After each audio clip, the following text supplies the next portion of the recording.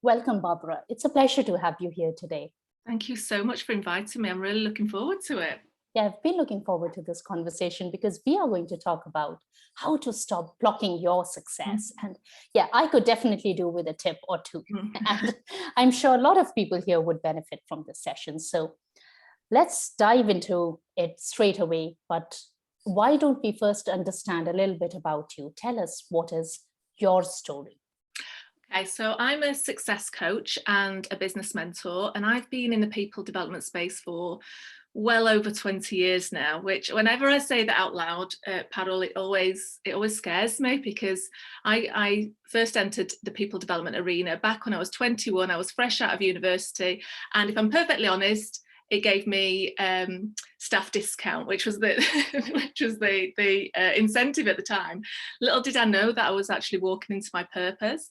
So I worked in senior management positions for two big retailers for 12 years. And then back in 2010, right slap bang in the middle of the recession, I decided that was the time that I was going to jump ship. I'd just gone back to work after having my youngest daughter, and I wanted something more. I'd had a bit of a taste of something that I'd never experienced before, and that was freedom, just to do what I wanted and be the master of my own to-do list. And when I went back to work, it just didn't feel right. And although I absolutely loved my job and I loved what I was doing, I loved the people that I worked with, it didn't tick that box for me anymore. So I had to have the really exciting conversation with my other half of saying, yeah, I know we're in the recession and I know I work in food retail that everybody needs, but this is what I want to do. So everybody thought I'd lost it, and yeah, I jumped ship and I started my own training consultancy. So I ran that with my business partner at the time for 5 years, and we had an absolute ball. We went all over the world. We worked with lots of different organizations to create leadership development programs. But then after 5 years, I realized that what I'd done was create another job for myself. And even though it was a fantastic business and I adored it, I knew that the time had come for me to venture out on my own and again look for this freedom that I really wanted. And I started my coaching business back in 2015. And yeah, the rest is history, really. Since then, what I did in 2015, when I started my business again, I realized that I was then holding myself back, and I was definitely getting in my own way because I'd gone from this corporate career to running another business. Then all of a sudden I'm on my own and it felt very different. So I embarked on upgrading my own mindset, and that's something that I teach now to help other amazing business owners to get out of their own way, stop holding themselves back and stop playing small, and ultimately achieve the results that you really want.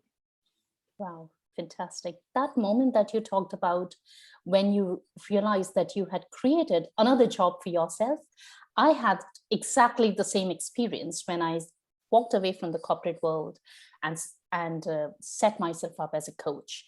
And I was working such long hours because I wanted to get there, whatever there means, so quickly. And I was so passionate about what I did that I just realized that I had I had left one kind of rat race and had entered a different rat race. Yeah. And it was such a big epiphany. It was such a big moment for me when I realized that. It was exactly the same thing for me too.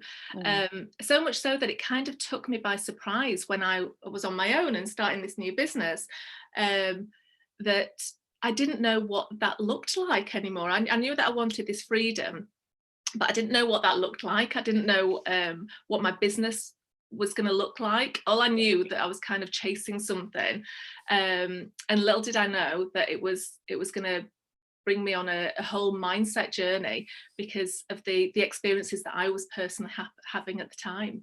But yeah, it's a funny kind of epiphany, isn't it, to have where you think, crikey, I've just left one thing, I've created another for myself. What have I been doing? There's something so powerful that you just shared, Barbara, and that is you were chasing something, and what you hadn't realized was that it would take you on this massive journey of upgrading your mindset. When I set myself up as a coach, yes, I wanted a coach. I wanted to help people. I wanted to find more joy and meaning through my work, but I was still chasing a business goal. And little had I realized that the biggest thing I would undergo on this new journey that I had chosen to be on was personal transformation. Mhm. Nobody told me about that. It's so true, and I completely agree. I'd been in this space for maybe 15 years at the time, where I'd be constantly looking after other people's development. And you're so right that nobody tells you that running your own business is the best personal development journey that you'll ever go on, ever. Especially as a coach, we spend so much of our time focusing on everybody else, but yet it's our own internal transformation that is so powerful too. So talk to us a little bit more about why do you reckon personal transformation is such an important aspect of succeeding in our business? Probably because we're the common denominator. Yeah, clients come and go, programs come and go, services come and go, and our business definitely evolves. But we're the one thing that remains the same all the way through. And so it's so important that we allow that personal development to take place, that evolution to take place, so that we can then pass that on to our business and our clients and have that ripple effect for everybody else. But and I don't think it's something that we can actually stop. I think it's such a natural thing, because as coaches, we're in this learning environment anyway. We're naturally learning, we're naturally gathering information, and we're learning animals, really, aren't we? We enjoy that so that we can teach other people. So it's not something we can avoid, but definitely we need to embrace it. And sometimes it's uncomfortable. Yeah, sometimes we come face to face with things that we didn't actually want to, or that feel uncomfortable or feel like it's too much and overwhelming. But those are usually the biggest transformations of all. Yeah. Those are the moments when we are really stepping outside our zone of familiarity and comfort. Definitely. And that's where the magic happens, isn't it? And we're really stretching our comfort zone, and as a result we can then pass that up leveling on to everybody else as well. Absolutely. So there is this statement that goes around in the coaching world, wherein we coaches like to say we are the only person who would get in our way. As a success coach who helps people smash their glass ceilings, what would you say to this?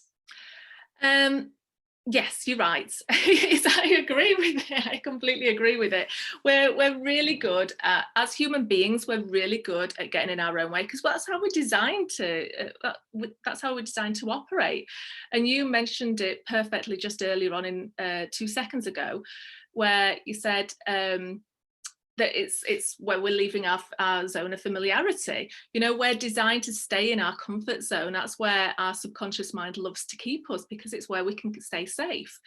The problem is that we don't want to stay in our comfort zone. We want to evolve, we want to grow and develop. But then we start this tussle with our subconscious mind of where the subconscious mind wants to keep us safe, and we want to grow and do something else. And naturally we do have moments, probably quite a lot of them, where we hold ourselves back and get in our own way. And that can be difficult, especially if it's happening under the radar. And so often with my clients, this is where it's happening. It's these behaviors rather have become habits. And when things become habits, it's harder for us to spot them, because they're happening without us even realizing it. And that's where we need to do a little bit of unpicking. Yeah, but it does sound counterintuitive, because as business owners, as people, we want to grow, we want to succeed, and yet we get in our own way. So how do we start identifying that we have got ourselves into this conundrum?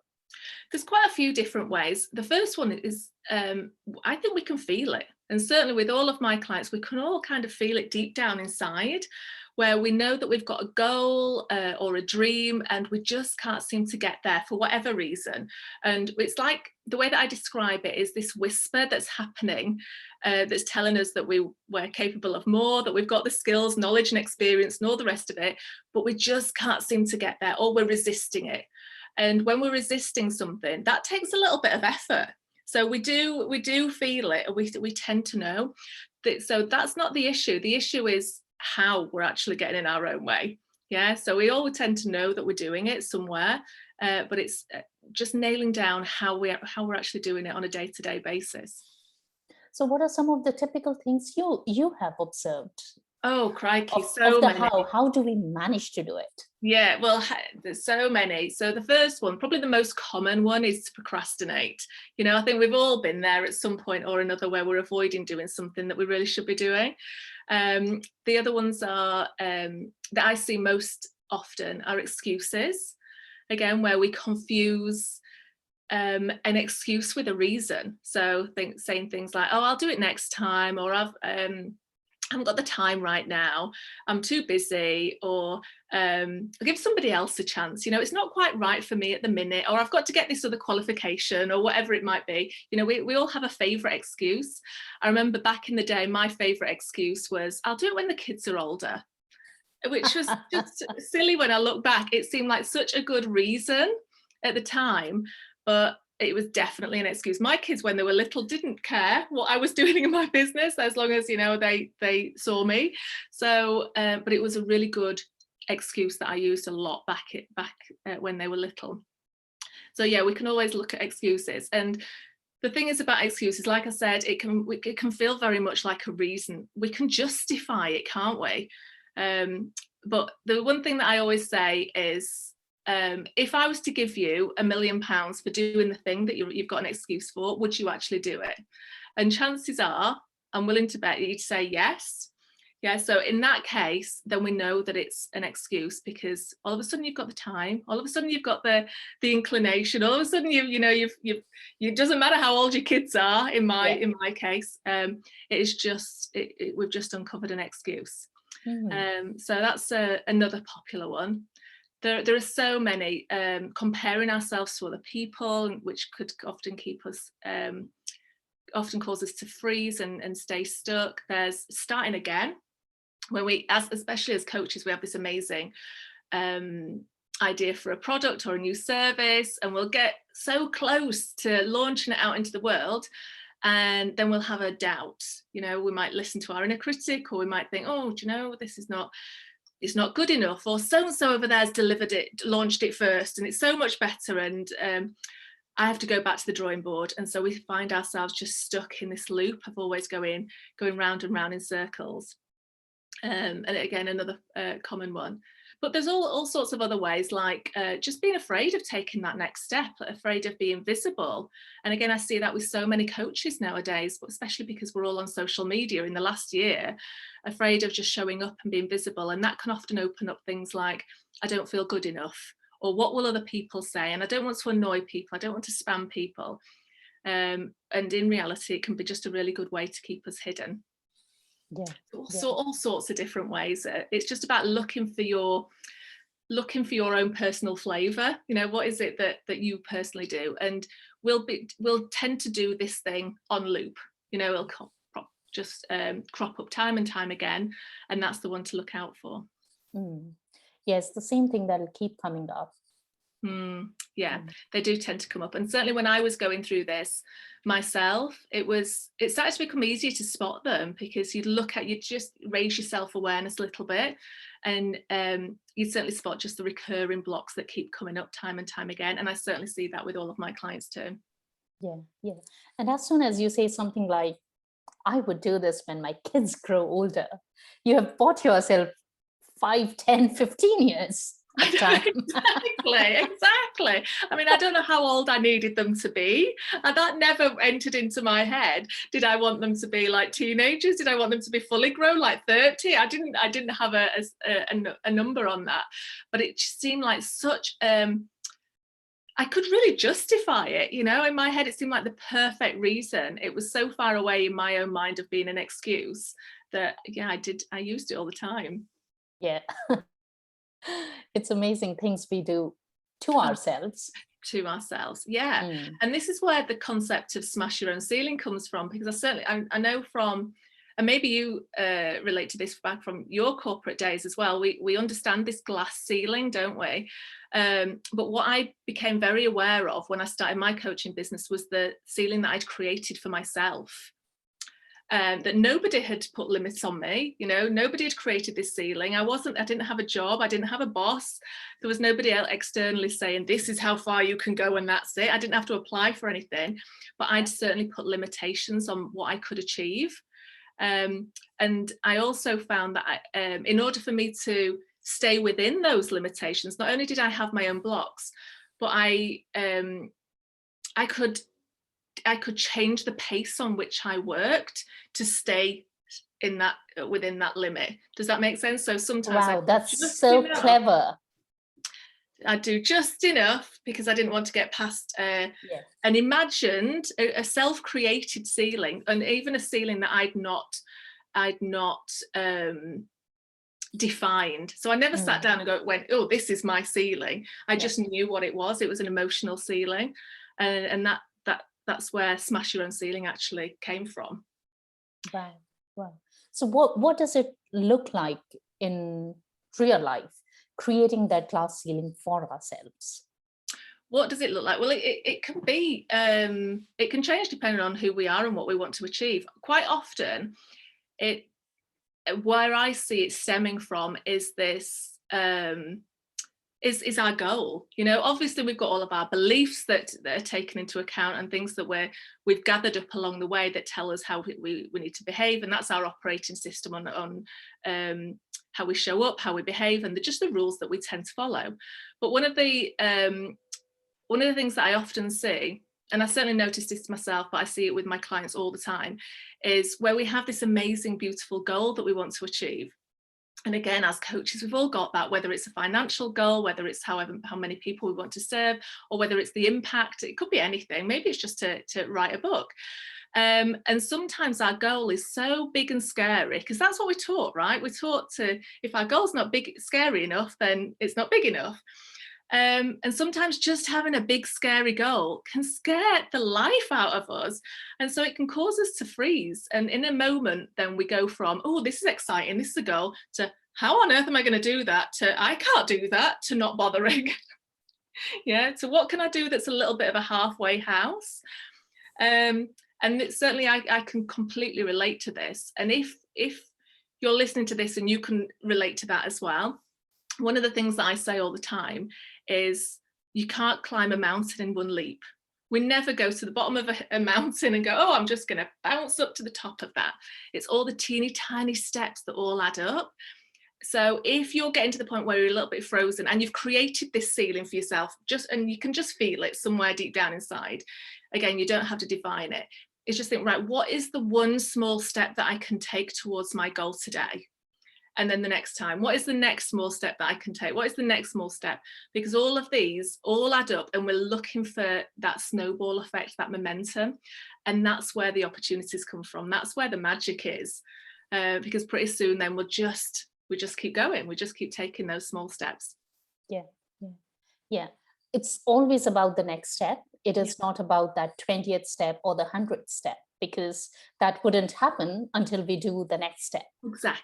Exactly. And sometimes who are we to know what that 20th step is, or what that 100th step is? We haven't got there yet. We might have a choice to make before then. Should we turn left? Should we turn right? There's 100 million different variations of things that could happen before you get to that 100th step. So I always say, let your future self worry about that. Today, we're just taking that next small step. Yeah. That's so beautiful. That's so beautiful, that whole journey of evolution, because how we perceive a business idea now would definitely be different from how it shows up when it is done. Exactly. So and so often, I bet we've all been in the position where we're creating something, and then it looks completely different at the end than it did when we envisaged it at the beginning. Even down to things like decorating a house. I'm sure we've all been to where we've painted a house, a room a certain colour, and gone, oh, I don't like that now, it's up there, I'm going to change it. And it turns out something completely different, and often better than what we actually imagined it to begin with. So it's best not to even worry about it. Yeah, absolutely. And I think that also helps, because then we are able to appreciate the journey and not having to wait for achieving the final goal. Yeah, I'm so I'm such a big advocate on celebrating every single step. One of the things that I teach is to have a celebration journal. We've all heard of gratitude journals, which are lovely. Years ago, I actually created a spin on this, which is a celebration journal, which is, let's face it, a notebook that you keep at the side of your bed. Yeah, and just before you turn the lights off to go to sleep, you have to write down at least 3 things that you want to celebrate that you've achieved that day. And these can be super tiny things. It doesn't have to be big things. That it just gives you a record of just how much you've achieved. And so what that does is it allows you to focus on the positives and on keep your mind on the journey. But also, once you've been doing it for a while, and it doesn't even take that long, you've got this beautiful record of your journey. Yes, you can look back and go, crikey, a month ago I couldn't even do this was what I was celebrating, and now I'm celebrating this, which is a leap forward. And you start to look out for things during your day, of things that you want to celebrate. And what I do and what I teach is, at the beginning of your week, think of what you want to be celebrating on the Friday. So it really helps you to focus and be intentional throughout your week. So not only then are you smashing your own ceiling every single day, but it's massively improving your productivity, because you stay focused, you're completely intentional, because it's just about, right, what do I want to be celebrating on Friday? What would cause me to have a dance party around my kitchen on Friday? And what do I need to do every single day in order for me to achieve that? So we're really intentional about our weeks. And then we've got, we're looking for things to write in our books at the end of the day.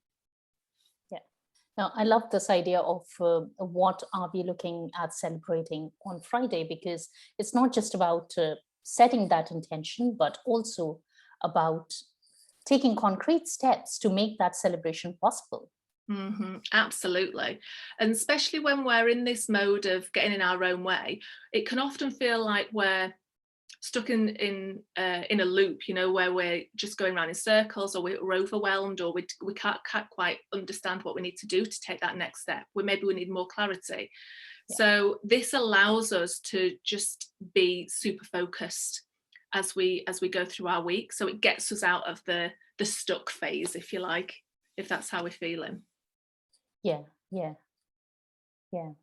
No, being stuck is not a pleasant feeling. It's crazy. Yeah. And I'm sure we've all been there at some point. Yeah, and it just feels so hard to be in that space when you want to do something else, want to be somewhere else, and just don't know how to get there, or you are taking action but aren't able to get there. Yeah, absolutely. And you're absolutely right. It takes effort to feel stuck. There's an awful lot of effort, and sometimes it can just feel so hard to get out of that mode. And this is why just looking for that next small step really comes in handy, because I get asked about this all the time. How big does that next small step have to be? It doesn't have to be that big at all. Maybe just putting a post out on social media, or writing a list of your content, for instance. It can be super, super small, but it just gets your mind away from, I don't know what to do, to, we're doing this. This is what we're doing now. And who knows where that might lead, and or what inspiration you're going to get from this, or what creative idea you're going to get just from thinking in a different way. Yeah. Well, I do understand the concept of it's always about the next step. But Barbara, as a success coach, how do you manage the tininess of the next step with or against the speed at which we want to get somewhere? Because if it's just a tiny step that we want to take, well, that can really mess up the speed at which we want to get there. Yeah, and it's such a brilliant question. And we're always in a hurry, aren't we? We always want to achieve everything like tomorrow. And sometimes things just need time. And one of my biggest things that I'm always on the lookout in my role is that you don't go back to your old ways of working. I wouldn't be doing my job if I just got you your goal and then the day after we finish working together, you're right back where you started and you're in the same place. Because remember, we're habitual beings, you know, we're always looking to get back to that familiar, as you rightly said. So it wouldn't take us long to bounce straight back. So I'm looking for that change to be embedded, you know, so that when we finish working, you're off and running, you're doing your thing.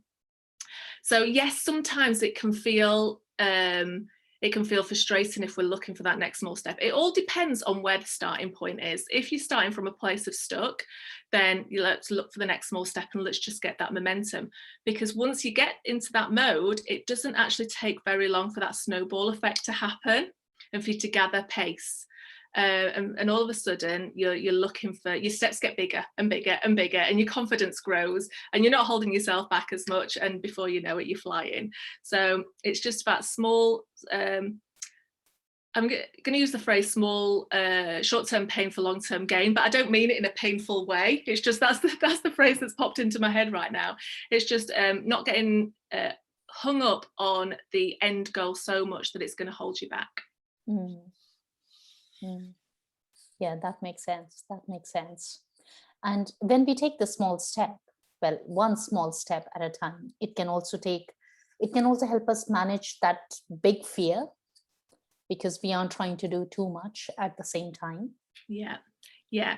And that's something to look forward to, because again, we've all experienced that fear of what if? Yeah, what if I take this and I fail? What if I let people down? What if I get too busy and I can't handle it? Or I'm never going to be able to spend time with my children ever again because I've just got no time.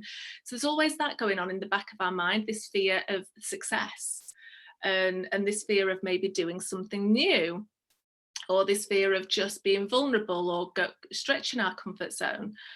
But again, that fear is a really great sign. It means that you're actually growing. And often we confuse that fear with life or death fear. Yeah, we confuse it with being under threat. But actually, this is a feeling of, I'm stretching my comfort zone right now. I'm heading to where I want to be. And it's about moving through fear rather than trying to resist it and go round it, which so many of us often do. We feel that fear and we think, okay, what can I do? What can I do to get away from this? I don't like it. We push away from it rather than thinking, actually, this is exciting. I'm going to move through it. I'm going to see what it's like on the other side. Yeah. And I understand our body doesn't really know the difference between the two kinds of fears. No. Absolutely. Fear is fear. You know, that's what our body's thinking. We're under threat. Yeah. And we haven't evolved from when we were cavemen, from when that response was beneficial. Now the fears that it's confusing fear of standing in front of people or posting on social media or doing a brilliant interview like this with somebody like you, with, oh crikey, you are now under threat, you need to run, you need to freeze, or your fight or flight response needs to kick in. So yeah, we don't quite understand it, but then we need to reframe it, because we can see, even though we're feeling the fear, we can see that it's not actually a real life threat, it's just something new. And when we can see that, we can start having a different conversation with ourselves, because it all comes down to our internal dialogue. Yep. And I remember years ago, I was on my way to a speaking event back in the days when we could all speak in public, you know, remember them? It was a nice time, wasn't it? And I was on my way to a speaking event, and I was quite nervous at the time. This is quite early on in my business journey. I forget the year actually. And I was driving there and my internal dialogue was saying things like, oh, maybe I'll get stuck in traffic. Oh, how can I get out of this? Oh, maybe nobody will turn up. Maybe I won't be able to park anywhere. Maybe there'll be a tech problem and they won't be able to see my slides. You know, all the things that I was saying to myself was negative, and it was making me more and more and more nervous. And then and I'm sure we've all been in that situation where our internal dialogue is just going crazy, saying all the negative things. But in actual fact, once I reframed that and thought, actually, I'm really excited about doing this. I'm going to meet new people. There's going to be an amazing buffet. You know, I'm gonna be able to chat to loads of people. I've never done this before. This is exciting. All of a sudden, then, even though I was still nervous, I still had the butterflies going in my stomach. It wasn't it wasn't fear driven. It was definitely more about excitement. And so it's really up to us to recognize that and raise our self-awareness and think, actually, am I under threat now because I'm feeling afraid, or is this just new? Is this exciting? Because I found myself in this situation, because I've put myself in this situation. So because I want to do it, how can I move through it and just grow from the experience? So what you're saying is, we don't really need to learn how to manage that fear or get rid of that fear. We can just work with it. We can work with it, yeah. And fear's not going to go anywhere. This is just a human response. It's not something that we can get rid of, or that we'd want to get rid of, really, when we really think about it. I mean, I certainly wouldn't want to live a life without any kind of fear, because it serves a purpose. But it's just about reframing it and recognizing it for what it is at that time. Do I actually have to run here? Do I run? You know, am I under threat, or is it more of an excitement? Is it a growth fear? In which case, is it just about walking through it and just seeing how it is on the other side? Yeah. I love how you explained the purpose that fear serves for us from the days when we used to live in the caves. So the context has changed, the environment has changed, but that programming that we have as human beings, that hasn't quite changed. It hasn't caught up. And it is so important to understand this, because back then we could lose our lives, but now that's unlikely to happen. At least not while putting out a post on social media or doing a conversation like this. The world is still going to continue spinning. Exactly. And and it's not actually going to put us under threat. It's just about doing something new. And it's about leaning into excitement rather than fear. Yeah, that is so true. Yeah, the kind of fears that can get in our way. Oh, what if I turn up and no one else turns up? Yeah, that's a big one, isn't it? So many people wouldn't put their offers out, or they wouldn't tell people about what they are doing. What if no one buys? Or what if everybody says no? Well, that can happen. It's so true, isn't it? That we say to ourselves, what if nobody buys, and then we don't tell anybody about it? And so it's almost like a self-fulfilling prophecy. We don't tell anybody, so nobody is going to buy, and then we confirm it to ourselves. Well, I knew that nobody was going to buy. I knew it. I knew it. Yeah.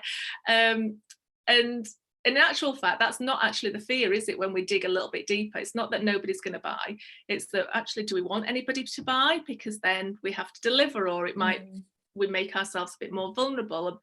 We're showcasing ourselves more. What if it's no good? What if I'm not good enough? It brings out other fears, doesn't it? Yeah.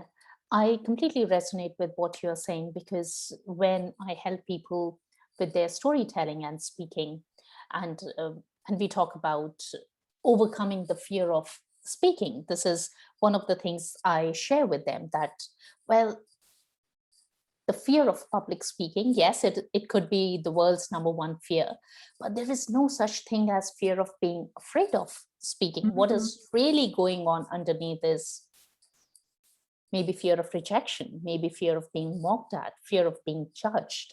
And once we can start working on those fears, you will be able to put yourself out and share your message. Yeah, absolutely. There's always an underpinning fear there. And one thing that certainly helps me, when I remember, again, years ago, I didn't particularly like public speaking. I went through a phase of being frightened of it. One thing that really helped me was looking at the being of service to everybody else, that it was never about me. It's about, again, that ripple effect that we've already mentioned. It's about who it's going to impact. So whoever you're speaking in front of, are not there really to see you. They're there to learn something. They just want some information that you're providing. And it could be anybody saying this. It's never about you. And once you put yourself in the focus of being of service and just showing up for other people and helping them, it really just helps to melt those fears away. Yeah.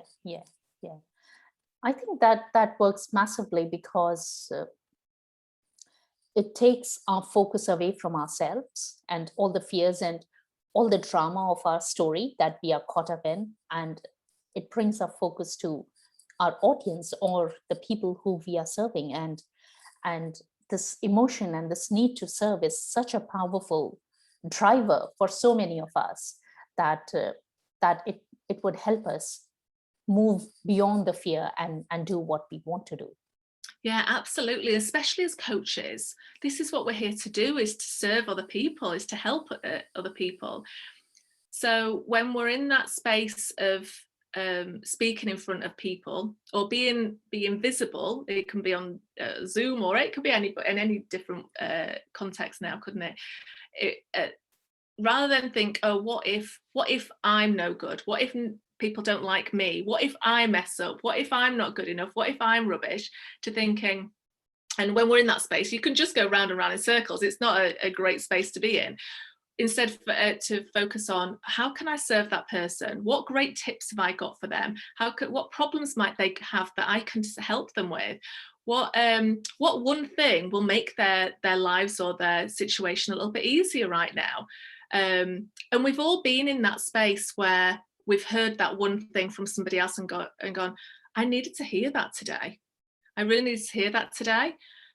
And how can I be that person to my audience right now? How could I give them something that they walk away and go, oh, I really needed to hear that. That has made my day, my week so much better. I now know what I need to do.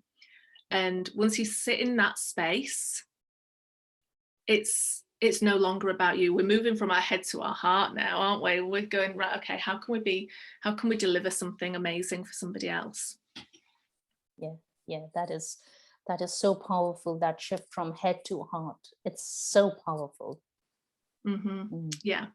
And it's a great place to be, because once you start doing that, you're no longer questioning yourself. You're no longer second guessing yourself or overthinking, thinking, what is it? Am I saying something that's good enough?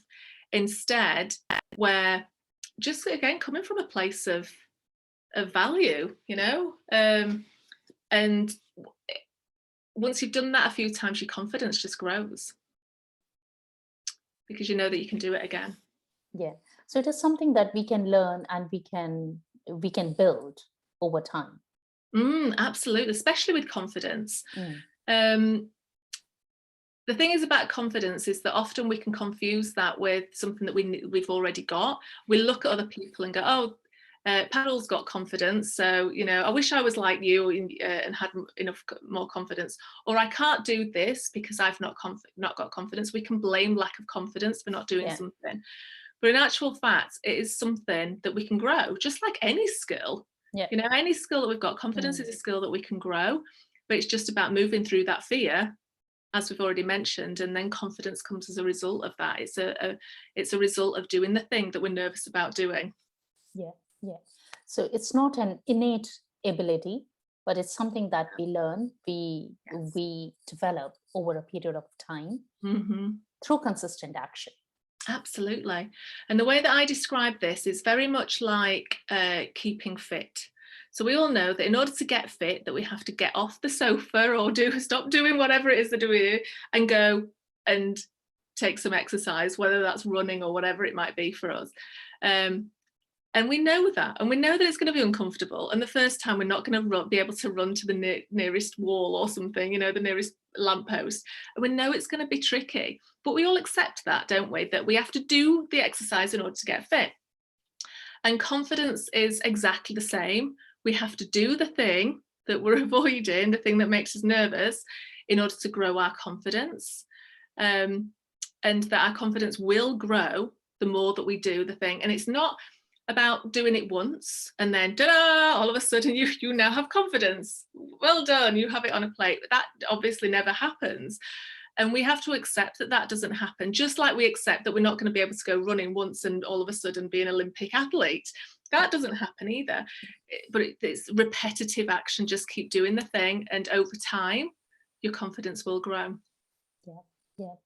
And the opposite is true as well. Just how we lose the muscle mass when we don't exercise.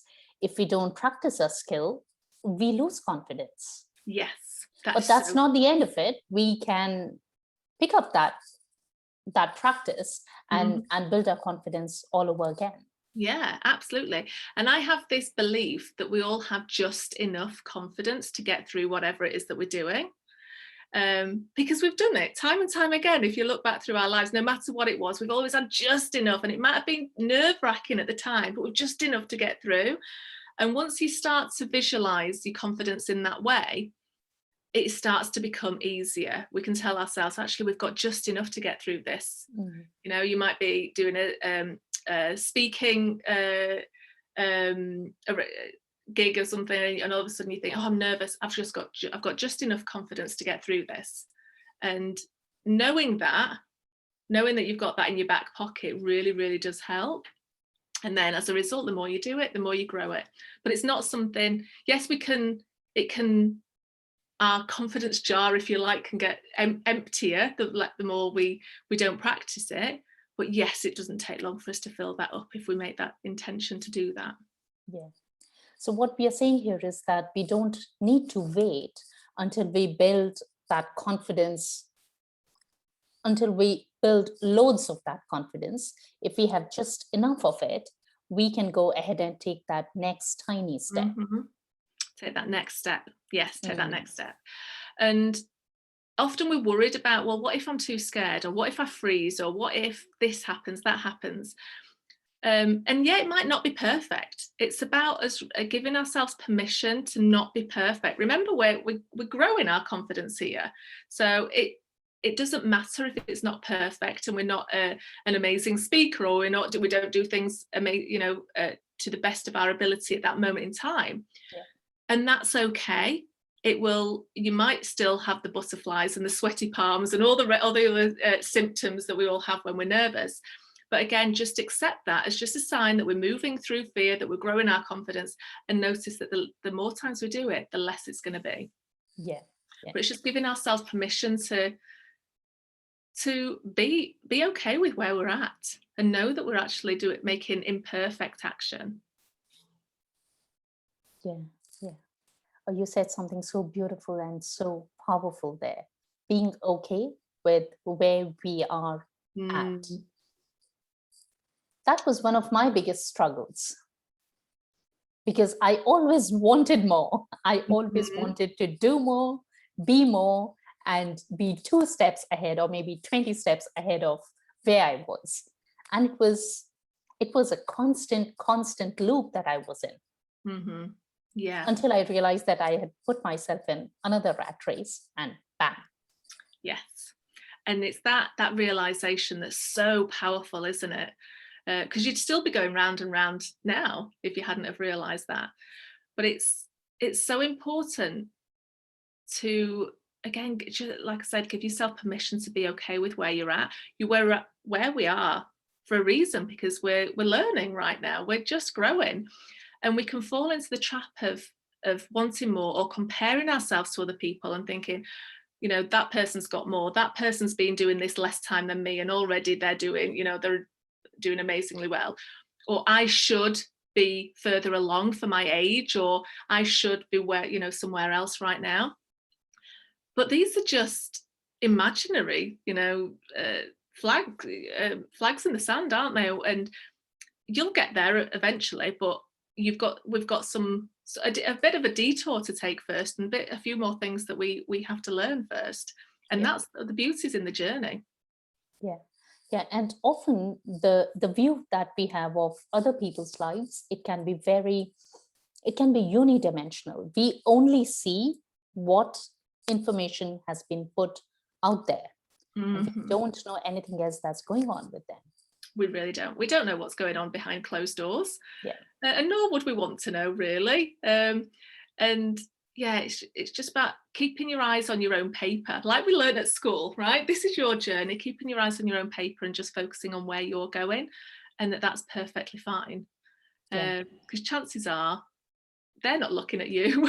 And this is it's a really great way of keeping us stuck, which is not what we want at all. Mm, mm. Yeah, yeah, that makes sense. That makes sense. Yeah, and it makes everything so much harder. Oh, doesn't it? Doesn't it? It really does. Yeah, It does. we're really good at doing that, aren't we? Mm. Making things harder for ourselves than they need to be. Yeah, yeah, yeah. As a success coach, would you say that there is something like fear of success? And what does it really mean? Absolutely. And I come across this a lot. It's this fear of what happens if I get what I want? What does that look like? So it could pop up like, what if I achieve it and I get too busy and I have no time for me or my children or my family? What if I can't handle it? What if I fail? What if I let people down? What if I can't sustain it? What if I get what I want, and what do I do then?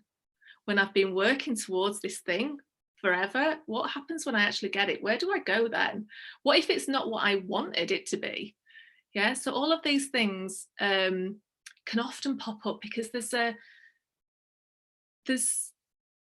joy in the journey. We can get hooked up on the journey, can't we? And because we've never been there, we don't know. We're just imagining what the outcome could be. We don't know that we're not going to be able to handle it, and we don't know that it's going to be awful. We don't Yeah. know, we're just imagining this outcome because it's unknown. It's Yeah. this kind of fear of the unknown. So yes, fear of success is absolutely a thing, but it's definitely something that we can do something about because we don't know. We can, and we're making it up as we go along. We're learning as we go along. We can take steps so that it doesn't it doesn't end up the way that you want it, the way that you don't want it to end up. Yeah. Actually, last year I discovered that I had some of it, and I actually didn't have the fear of success as the main thing. And this is so fascinating because we can look at the symptom and believe that they are it, but they are just the symptom. So I realized last year that what was showing up as, I don't want to have such a busy lifestyle in my coaching business, because the worry was if I have too many clients, the real fear was I might work myself to sickness again. And and then when I really understood that it wasn't the fear of having a lot of money or serving clients or too many clients, it was the fear of getting sick again. I realized that, well, that was just such a BS story I was giving myself. Yes. I was 7 years out from cancer, and there was no reason for me to be worried about getting sick again, just because I was serving too many people. Yes. And it was really fascinating for me how our fears can get in our way, how the fear of sickness could get in my way to succeed. Because you latched onto that as if I have too many clients, then I'm going to get sick again. Or if I just do too much work. If I do too much work. Yeah, I can get there's a danger that I'm going to get sick again. Yeah. But really, that could have come. That you could switch too much work out with anything. If I do too much of X, I can get sick again. If I can do, but and it's really interesting how we can manipulate our fears to suit us, to suit where we're at and what it is that we're working towards. But such an interesting insight that you had last year. Yeah. It was really interesting because I said, well, it's been 7 years. I don't really have to worry about this anymore. I mean, I know it's a worry, but I don't live with that worry all the time. So there's no reason why it should become as the alibi that should stop me. Yes. Yes. But so lovely that you had that self-awareness to be able to spot it. Yeah, I think I caught myself in that dialogue wherein, like you were saying right in the beginning, that the same thing would come up. I heard myself say it a few times. Yeah. And then I went, oh my God, it is not about working too much, and it is not about controlling or keeping in check my hurry up driver, because I wanted everything quicker than I was able to. But it was actually about fear of getting sick. Yes. Yeah. It was a big one for me. I was just about to say, I bet it was a big one. Yeah. But then once you're aware of it, you can then start to do something about it. Yeah. But yeah, that self-awareness is just amazing. I love it. Love it. Yeah. I was able to let go of it quickly because I knew what was going on. But yeah, I took a long time to pick this one up, because it was so beautifully layered with all the other stuff. I know, aren't we good at that? We can package things up and hide it. I know. Clever people. Absolutely, so clever. Yeah, we tend to do that. This has been such a delightful conversation. Barbara, do you have something interesting coming up? How can people work with you and experience more of this goodness? I do. Thank you so much for asking. So on the 19th to the 21st of April, I am hosting my 3-day Smash Your Own Ceiling Challenge. So this is all around everything that we've been talking about today. So if you feel as though you are holding yourself back or getting in your own way, or you've got a really big goal that you're working towards and you literally do want to smash that ceiling, then just come and join us. It's going to be an awful lot of fun, and you'll definitely walk away with some amazing insights, but also some momentum as well. Is this a free event? It is absolutely free, absolutely free. I can pass on a link for you to register, and it's all happening on Facebook. Oh, brilliant. So when we finish our conversation, could you please leave the link just underneath this video so that we have everything I will, in one absolutely. place? Yeah, I'd love anybody who's interested, come and hang out, come and join us. Yeah, that'll be wonderful. Yeah, once we start understanding what's getting in our way, then we can start working with those blocks or those things that are getting in our way. Wonderful. Where can people find you, Barbara? I am on all the social media channels. You can find me on Instagram under Barbara Nixon. I'm on LinkedIn. I'm open to new connections, and I'm definitely on Facebook as well. So always open to just send me a friend request. That's amazing. Brilliant. So Facebook, LinkedIn, Instagram. Yeah. We can't miss you if we. Yeah, I'm literally everywhere. Just type in Barbara Nixon, you'll find me. Yeah. Before we let you go, if you had to share one big message with our audience about success, what would you say, Barbara? That you're capable of it. Whatever you're dreaming about, whatever goal that you're wanting, you can absolutely achieve it. That you've got this goal for a reason, and there's no reason at all that you cannot accomplish it. It might take a little bit of time, it might take a little bit of unpicking, but you can definitely get there. That's so beautiful. That's so inspiring. That's so energizing. Thank you so much for this delightful conversation, Barbara. No, thank you so much for having me. I've loved every second. Thank you so much.